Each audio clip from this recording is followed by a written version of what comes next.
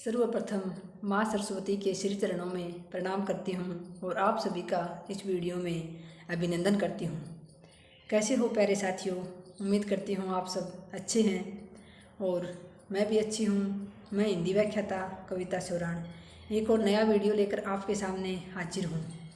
आज का ये वीडियो रहेगा हमारा साथियों, एक हमारी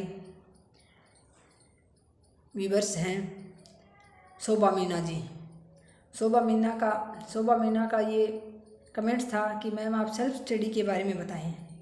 तो वैसे तो उन्होंने ये क्लियर तो नहीं किया कि एक बार उन्होंने कोचिंग वगैरह कर ली है उसके बाद सेल्फ स्टडी के बारे में बताना है या फिर शुरू से ही जैसे कुछ बच्चे सेल्फ स्टडी करते हैं उसके बारे में बताना है। लेकिन फिर भी मैं कोशिश करूँगी थोड़ा सा आपको इसके बारे में बताने के लिए।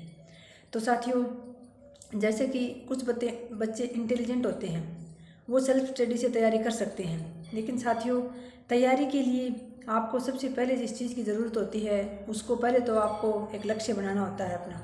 First grade, second grade, third grade, आप जिस एक भर्ती की तैयारी होगी, एक साथ दो की नहीं होगी, तैयारी करना चाहते हैं उसको तय करें किसकी तैयारी करनी है। फिर उसके बाद उसका पाठ्यक्रम निकलवा कर लाएँ। क्योंकि अगर आपके पास सिलेबस नहीं होगा तो जैसे आपको कहीं जाना है, किसी गांव जाना है, किसी शहर जाना है और आपको उस शहर का या गांव का रास्ता पता ही नहीं है तो आप कैसे जाओगे। तो पाठ्यक्रम जो होता है वो हमारी मंजिल पर, लक्ष्य पर पहुंचने का रास्ता होता है। तो आपके पास पाठ्यक्रम होना चाहिए और पाठ्यक्रम के साथ ही मैं तो ये कहूँगी कि जहाँ तक संभव हो आप उसी समय ई मित्र से पुराने जो प्रश्न पत्र होते हैं पीछे के आए हुए आपकी भर्ती के, वो ज़रूर निकलवा कर लाएँ।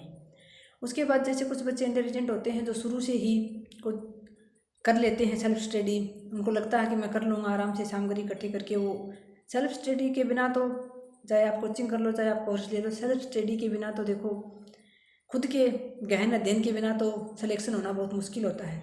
लेकिन फिर भी जैसे जो बिल्कुल ही फ्रेशर बच्चा है, जो नया बच्चा है, उसके लिए तो मैं यही कहूँगी कि वो अगर संभव हो, क्योंकि आजकल इतने ज़्यादा महंगे कोर्स भी नहीं मिलते हैं, समय समय पर ऑफर आए रहते हैं, तो किसी भी एक ऐप का कोर्स ले लें एक बार ताकि आपको उससे स्पष्ट हो जाए।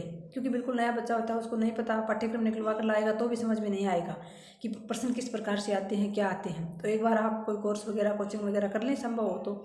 नहीं हो तो कोई बात नहीं, आजकल यूट्यूब पर भी बहुत अच्छी तरह से पाठ्यक्रम को समझाया हुआ होता है, आप कोई वीडियो देख लें। फिर उस पाठ्यक्रम में आप ये देखें, पाठ्यक्रम में आगे अंक बार भी दिया हुआ होता है, तो आप ये देखें कि किस से ज़्यादा प्रश्न आ रहे हैं, कौन से मैटर से ज़्यादा प्रश्न आ रहे हैं, कौन से मैटर से कम प्रश्न आ रहे हैं। उसके बाद आप उस पाठ्यक्रम के अकॉर्डिंग अपनी सामग्री जमा करें। बहुत अधिक सामग्री जमा ना करें, जहाँ तक हो सके ऑथेंटिक बुक लाएं, कम से कम बुक लाएं, क्योंकि जितनी ज़्यादा बुक इकट्ठी करोगे उतनी आप पढ़ नहीं पाओगे। तो फिर उसके बाद उसके अकॉर्डिंग सामग्री लाएँ। बिल्कुल नया बच्चा है उसके लिए बता रही हूँ। और जो साथी जैसे कि एक दो बार पेपर दे चुके होते हैं, भले बिना तैयारी के दिए हों या कम तैयारी करके दिए हों, तो उनको पता होता है कि किस प्रकार से प्रश्न आते हैं, कौन से पाठ्यक्रम से कहाँ से कैसे प्रश्न आते हैं, तो उनके लिए ज़्यादा मुश्किल नहीं होता है। और फिर आप पाठ्यक्रम को अपने पास इकट्ठा करके, जमा करके सामग्री को, उसके बाद बार बार ये ना देखें कि किसी का वीडियो देख लिया, उसने कोई बुक बता दी, किसी ने कुछ बता दिया, किसी ने कुछ बता दिया। देखिए, ये मैं आपको बार बार कहती हूँ कि किसी भी बुक से 100 के 100 प्रश्न नहीं आते हैं और कोई बुक ऐसी नहीं होती है जिसमें 70 से 80% मैटर नहीं आता है और 70-80% मेरिट नहीं जाती है। ज़रूरत होती है तो आपको अपनी सामग्री पर विश्वास करने की। अब अगर आप विश्वास नहीं कर पाओगे तो फिर तो आप सफलता भी आपको मुश्किल ही मिलेगी। क्योंकि चाहे आप किसी भी सर से पढ़ रहे हो, कोई भी सर है, मैं ये नहीं कहती बहुत बड़ी बड़ी कोचिंगों में, नामी गिरामी जो कोचिंग है वहाँ से आप कोर्स लो, कोई भी सर है वो अपनी तरफ से कसर नहीं छोड़ता और पढ़ाने के लिए वो तभी खड़ा होता है आगे आकर जब उसको अनुभव होता है, उसको पता होता है पढ़ाने का। तो आप किसी से भी कोर्स लें लेकिन उस पर विश्वास रखें, अपनी सामग्री लाएं, उस पर विश्वास रखें। बार बार अपने मन को डावाडोल ना करें कि पता नहीं इसमें से आएगा या नहीं आएगा। फिर जैसे पढ़ना शुरू करें तो मैटर में ये तय करें कि कहाँ से प्रश्न आ रहे हैं, कौन सा मुझे ज़्यादा पढ़ना है, किस पार्ट पर मुझे ज़्यादा ध्यान देना है, इस बात को आप तय करें। और जैसे कि कुछ साथी होते हैं जो एक दो बार पेपर दे देते हैं ऐसे ही बिना तैयारी के, या तो उनसे मैं यही कहना चाहूँगी, जो सफल नहीं होते हैं, जो 3-4 बार पेपर दे चुके हैं, जो हर बार जो बहुत अधिक अच्छी तैयारी करके भी कुछ पॉइंटों से, कुछ नंबर से रह जाते हैं, डबल में आके भी रह जाते हैं, या फिर कुछ साथी बिना तैयारी के देते हैं, तो सबसे मैं यही कहना चाहूँगी, अगर आपको वास्तव में ज़रूरत है, एक सीट चाहिए नौकरी की, तो ऐसे फॉर्म भर दिया और पेपर दे आए, ऐसे काम नहीं चलेगा। 8-10 महीने आपको खुद को खपाना पड़ेगा, बोलना पड़ेगा कि किस दिशा में सूर्य निकलता है और किस दिशा में अस्त होता है, कब सूर्य निकला, कब अस्त हुआ, आपके पड़ोस में क्या हो रहा है, आपकी रिश्तेदारी में क्या हो रहा है। ये सब बातों से आपको दूर होना पड़ेगा, तब जाकर सफलता मिलती है साथियों। ऐसे आपको पता है कितना कंपटीशन बढ़ा हुआ है, इस समय बहुत मुश्किल है एक नौकरी मिलना। तो जो साथी बार बार असफल हो रहे हैं उनसे यही कहूँगी कि सफल होने वाला कोई अलग से कुछ नया काम नहीं करता, बस वो उस काम को अलग तरीके से करता है। तो आप भी बार बार तैयारी करते हैं, असफल हो जाते हैं, तो आप इस बार अपना तरीका बदल कर देखिए, किसी दूसरे तरीके से तैयारी करें, अपने मैटर को बहुत अच्छे से तैयार करें, कहाँ कमी रह रही है अपना आत्मावलोकन ज़रूर करें, क्योंकि तैयारी के दौरान अपना आत्मावलोकन, अपना निरीक्षण ज़रूरी होता है साथियों। ऐसे तो हम अंधाधुंध लगे रहते हैं किताबों में कि पता नहीं हमने कितना ही पढ़ लिया, फिर जब हमारा परिणाम नेगेटिव आता है तो हम कहते हैं कि मेरी तो किस्मत ही ख़राब थी, मैं तो इतना पढ़ा था। तो साथियों, इतने हार्ड वर्क की आवश्यकता नहीं होती, आज के समय में स्मार्ट वर्क की ज़्यादा आवश्यकता है। आपको ये पता होना चाहिए कि कहाँ से प्रश्न आ रहे हैं, क्या पढ़ना है।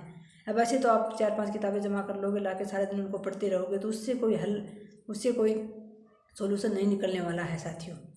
तो मैं आपसे ये वीडियो बनाने का मेरा उद्देश्य इतना ही है कि आपको पता होना चाहिए कि कहाँ से क्या प्रश्न आ रहे हैं। अब जैसे कि आप पीछे के प्रश्न लेकर आओगे, प्रश्न कल और भी था कमेंट बॉक्स में कि मैंने 2 से 3 बार पाठ्यक्रम पढ़ लिया है, उसके बाद भी पीछे के 8-10 साल के प्रश्न निकलवा के लाई हूँ, तो उसमें मेरी सामग्री से, मेरे मैटर से बाहर प्रश्न आए हुए हैं।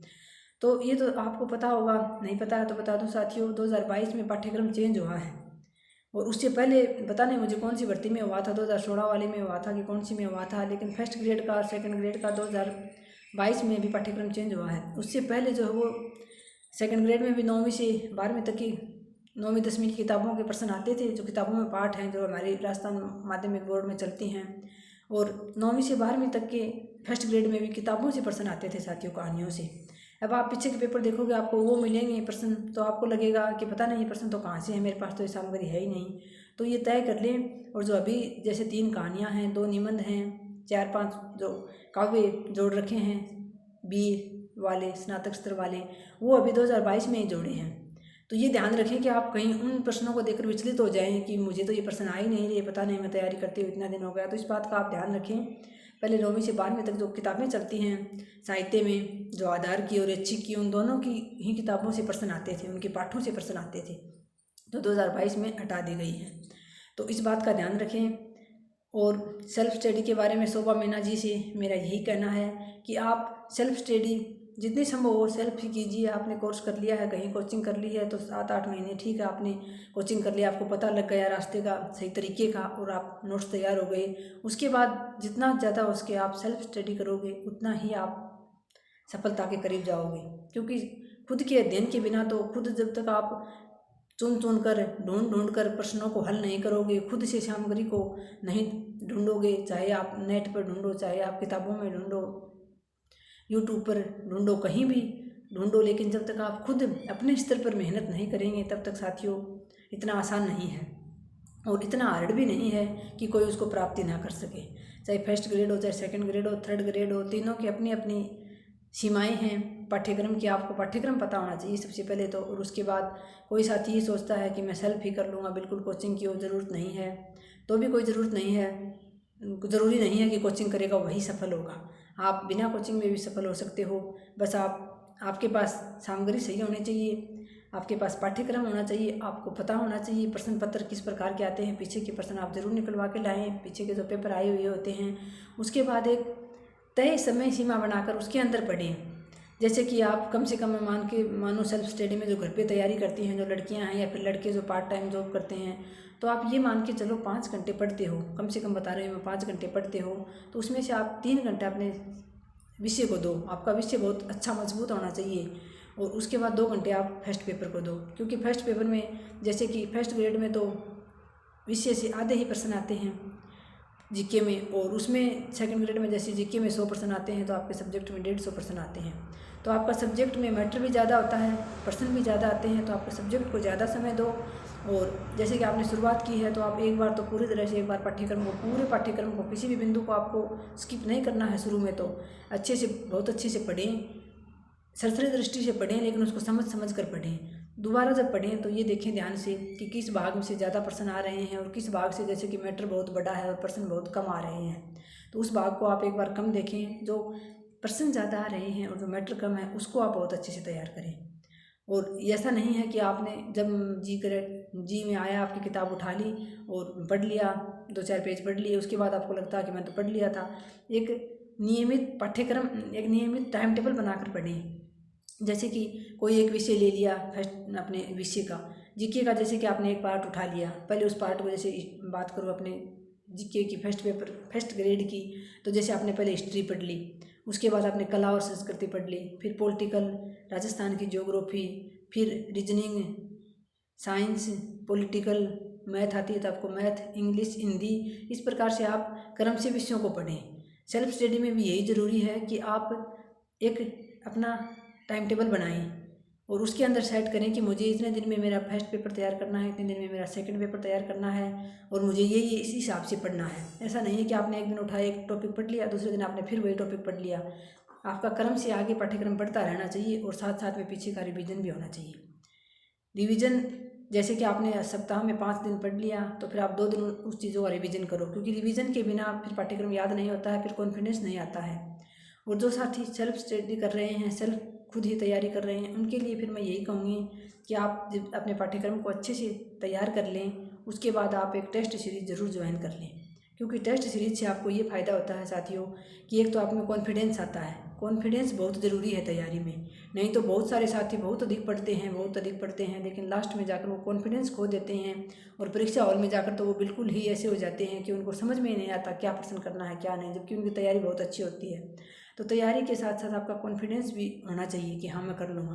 तो एक तो टेस्ट सीरीज से आपको कॉन्फिडेंस आएगा, दूसरा आपको अपने पता चलेगा कि कौन सा भाग मेरा कमज़ोर है। जब आप प्रश्न करोगे तो आपको अपने स्थान का भी पता चलेगा कि मेरा कौन सा स्थान कितने % मैं सही कर पा रहा हूँ, मेरे से कौन सी गलती हो रही है। आपको टाइम मैनेजमेंट का भी ध्यान रहेगा कि मैं इतने समय में इतने % कर लूँगा क्या, और कहाँ मैं गलती कर रहा हूँ, जैसे मैं नेगेटिव ज़्यादा कर रहा हूँ या फिर मैं प्रश्न को अच्छे से नहीं पढ़ रहा हूँ, कहाँ गलती कर रहा हूँ। टेस्ट सीरीज़ का ये फ़ायदा है साथियों। मैंने कोई टेस्ट सीरीज़ ज्वाइन नहीं की थी, मैंने तो बार बार रिवीजन ही किया था क्योंकि मेरे पास इतना समय नहीं था। लेकिन फिर भी आप साथियों से कहना चाहूँगी अभी भर्ती नहीं है, आपने पाठ्यक्रम पढ़ लिया है तो टेस्ट सीरीज़ का बहुत अधिक फ़ायदा होता है। संभव हो तो टेस्ट सीरीज ज़रूर ज्वाइन करें, सेल्फ स्टडी करने वाले साथी भी ज़रूर करें, ताकि आपको पता भी चलता रहे, आपका कॉन्फिडेंस भी बढ़ता रहे, आपको अपनी कमियों का पता चलता रहे कि आप कहाँ कमी कर रहे हैं, प्रश्न को नहीं पढ़ रहे हैं, नेगेटिव ज़्यादा कर रहे हैं, कौन सा पार्ट आपका कमज़ोर है, कहाँ आपके ज़्यादा प्रश्न गलत हो रहे हैं। इन सब चीज़ों का ध्यान रखें साथियों।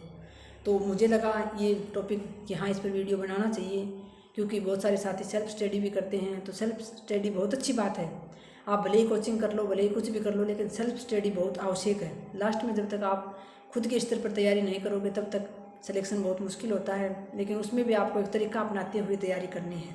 ऐसा नहीं है कि कभी कोई बुक उठा ले, कभी कुछ पढ़ लिया। एक क्रम से आपको अपना पाठ्यक्रम पूरा करना है, उसके बाद उसी हिसाब से आपको रिवीजन करना है। संभव हो तो अपने नोट्स ज़रूर बनाएं, और नहीं है तो फिर नोट्स लेकर आएँ किसी के, या फिर बुक से हाईलाइट करते हुए पढ़ें। ये सारी चीज़ें करते हुए पढ़ें साथियों।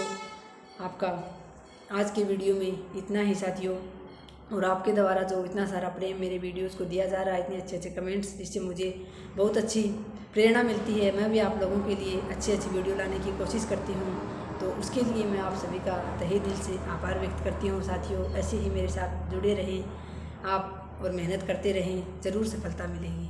तो मिलते हैं नेक्स्ट वीडियो में। धन्यवाद। जय हिंद, जय भारत।